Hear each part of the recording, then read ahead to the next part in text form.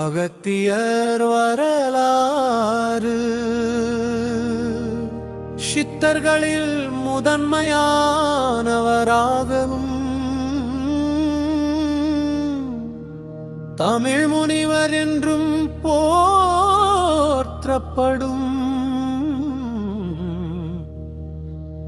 அகத்தியர் பற்றிய வரலாற்று குறிப்புகள் இதோ.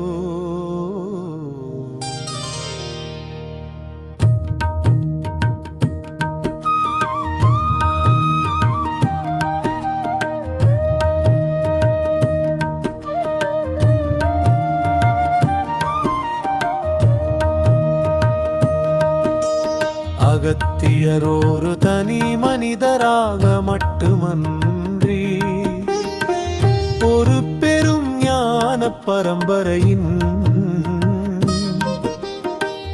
அடையாளமாக திகழ்கிறார். புராணங்கள் மற்றும் தமிழ் இலக்கியங்களின்படி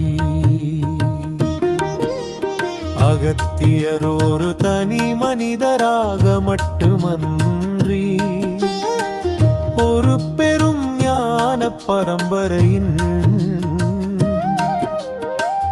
அடையாளமாக திகழ்கிறார். புராணங்கள் மற்றும் தமிழ் இலக்கியங்களின்படி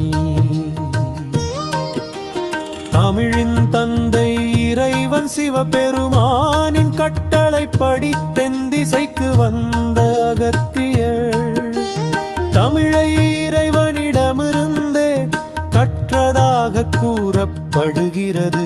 தமிழ் எனும் முதல் இலக்கண நூலான அகத்தியம் இவரால் இயற்றப்பட்டது.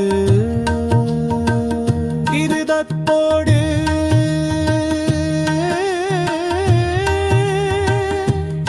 முழுமையாக கிடைக்கவில்லை. இவரது சீடர்களில் ஒருவரான தொல்காப்பியரே தொல்காப்பியம் இனம் புகழ் பெற்ற இலக்கண நூலை இயற்றினார்.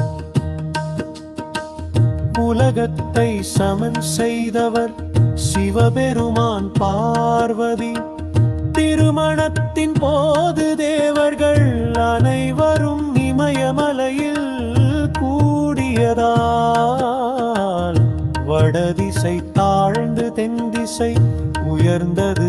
உலகை சமன் செய்ய சிவபெருமான் அகத்தியரை தென்திசைக்கு அனுப்பினார். அகத்தியர் தெற்கே வந்ததால் உலகம் சமநிலை அடைந்தது என்பது ஐதீகம்.